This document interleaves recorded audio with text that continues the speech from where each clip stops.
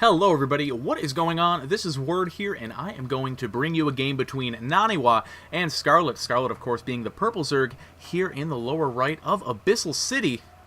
And her opponent is going to be NaNiwa, the blue Protoss, here in the left portion. Now, Abyssal City is a map I have seen a lot, only casted on once, I think, if I remember correctly. Not entirely sure, but I am pretty familiar with it. And, of course, the general consensus here is that this map is generally Zerg favored. And, oh, spoiler alert, guys, this is a replay. I don't know Scarlett and NaNiwa personally well enough to get them to play a game and have me in it live, but, you know, I'm sure we're used to this by now.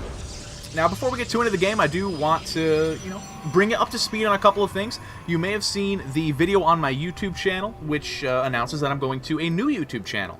Now, the video goes into detail about it. The short answer is I'm being partnered and I need a new channel for it, and I really need all of you guys to come on over, because number one, that's where all the content's going to be very soon. I won't be using this channel, Wordcast, if you're watching it on here, for much longer, and the new channel is going to be youtube.com/wordcastsc2. So soon, that is where all the content will be. I'm just waiting for that 15-minute upload thing to kick in so I can upload videos longer than 15 minutes. It takes a little while, no matter what. But once that's done, I'm pretty much done using this channel, so make sure to come over, youtube.com/wordcastsc2. That is where I will be putting everything, and I don't want you guys to miss anything, and I hope you don't either. Hope you've enjoyed all the casts and all of that good stuff, and I really do appreciate you guys watching. So, I don't want to lose you. Come on over. And one more thing before we get into the game, I am going to be casting a show match between Clarity and Complexity Gaming. If you haven't heard, it's going to be December 15th, which is this Saturday at 9 p.m. EST.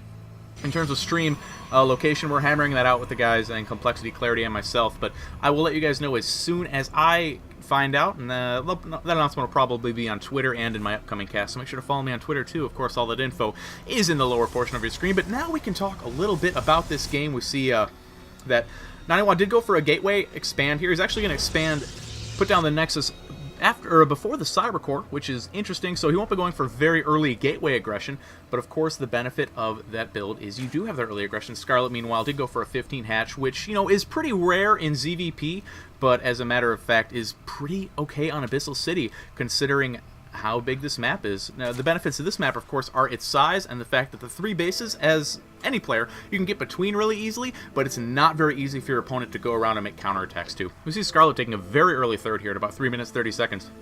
So she's playing very greedy, but so is NaNiwa, expanding off of only one gateway. So he'll have that fast Nexus, and he will also have that fast tech.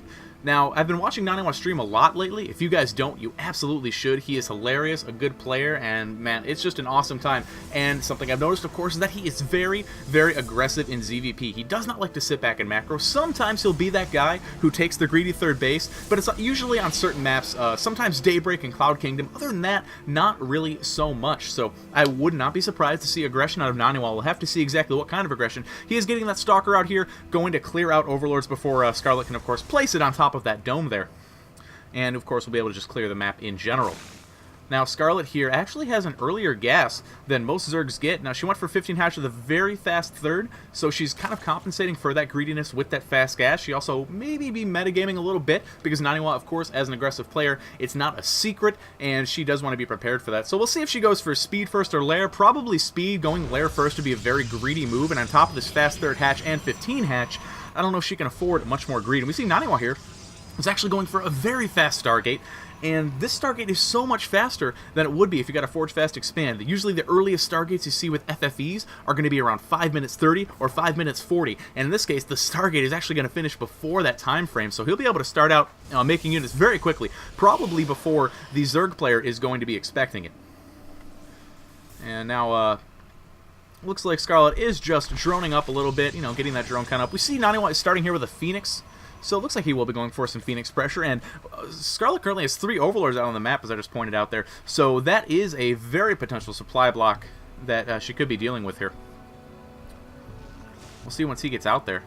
I don't believe he hasn't seen his third base yet, hasn't really got out at all on the map, except for the Phoenix that just came out, and he's actually making a Void Ray. Now, where's the Phoenix? Just heard the shot. There he is. Going to be taking out that Overlord, and because a lot of players you know, make that Void Ray after or before they make the Phoenix. So what NaNiwa's doing here is he's making a Phoenix, and then he's making the Void Ray. And of course, Scarlett, the first unit she's going to see is a Phoenix, and that is obviously the first air unit has been made because it's so early. So following up this Void Ray is going to be a bit of a surprise, but is Scarlett actually going to see it? She's coming in here with the Overlord, the Phoenix, trying to pick it off, and she actually sees, wow, a second Void Ray making here for NaNiwa. This is very unusual, but it definitely holds up with NaNiwa's aggressive standards. And if he continues making Void Rays, I don't know. I mean, I've seen way back in the day there were 3 Void Ray Stargate pressure plays. I used to do them a lot myself. And then, you know, I phased out of them just like everybody else did because they weren't any good. Zergs rather got really good at dealing with Void Rays. Now, Scarlett has actually seen both Void Rays. She saw the one that was out, and she saw the one that's producing. So she knows NaNiwa is making multiple of them. And wow, yeah, that is the third one started there in the production tab.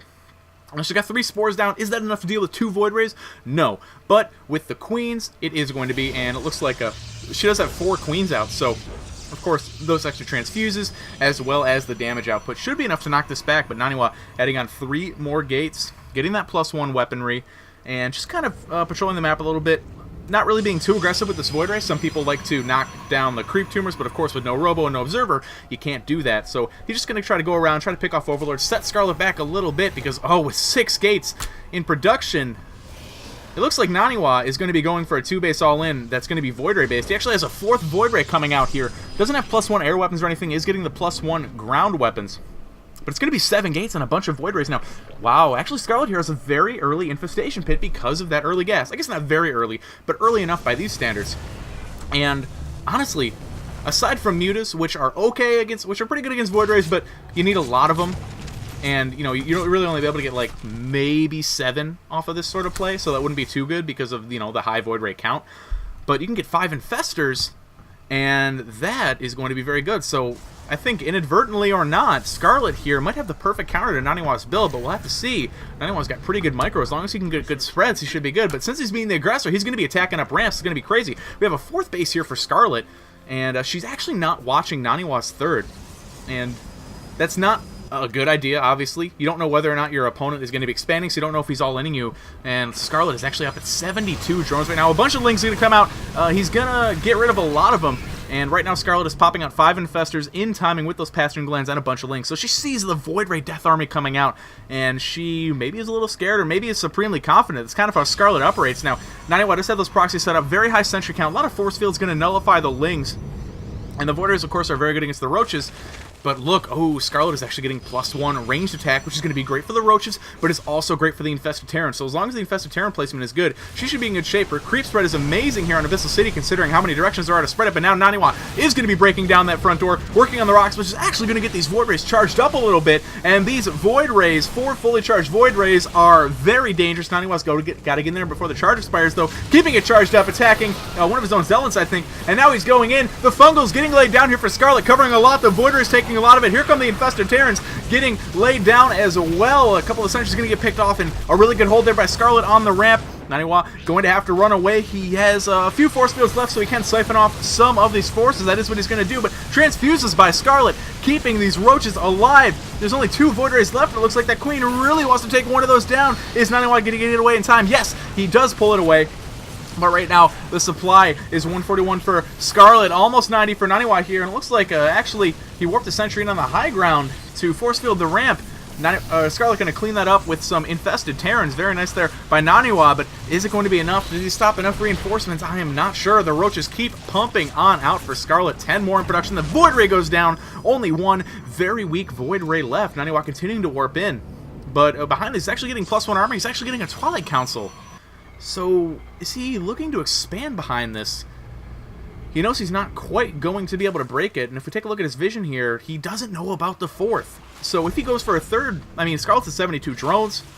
She is in a prime economic position, and NaNiwa might not know just how behind he is if he does decide to go for that 3rd. But honestly, what other sort of option is there? Your 2-base all-in has failed.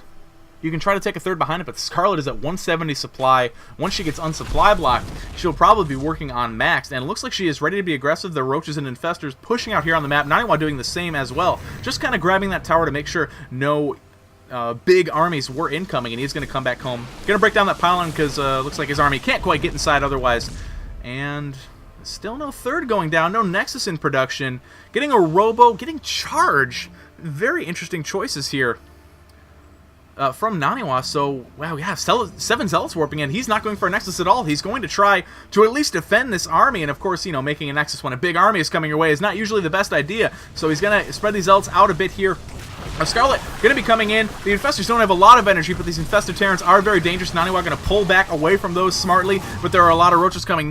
Scarlett is maxed right now. Actually has a Hive and Spire on the way as well, but sitting at 195 supply against NaNiwa's 106. She could win right here. We do have an Immortal on the way here for NaNiwa, and I don't believe that +1 armor finished before that Forge was taken down, so NaNiwa is in a rough spot. The Roaches are just piling up, trying to force field and keep them away. Is he going to have enough? That Immortal's so close to popping out. Scarlett, no, that is it. GG from NaNiwa, and that is going to be the end of the game, guys. An interesting play there from NaNiwa, but Scarlett just kind of ended up with the perfect counter to it. So, again, make sure to go subscribe to the new YouTube channel, youtube.com/wordcast, SC2, Wordcast SC2. Link going to be in there in the description. I will see you guys there. Word up.